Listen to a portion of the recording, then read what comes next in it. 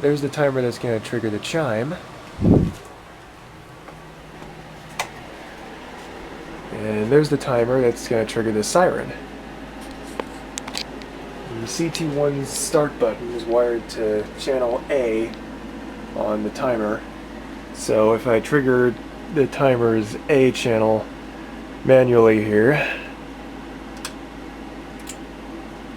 it turns the CT1 on. So now the outlet that I have outside that's connected to this is live. And it'll be live for 3 minutes. Unless I push the abort button, which turns it off early. So this is the automated siren setup I have for the siren tests now. Oh, and I can still operate the CT1 with the normal start button too. I don't have to use the timer. I can do it manually if I want to.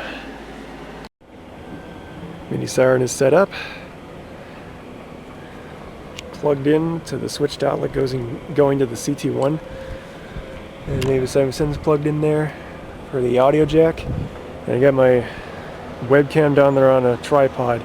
It's going to be recording it while I'm at work today.